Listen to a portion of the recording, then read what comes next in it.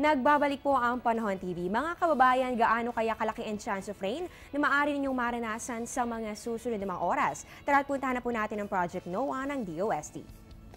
Ito po ang Project NOAA website kung saan nakikita po natin ang mapa natin na meron pong iba't ibang mga kulay.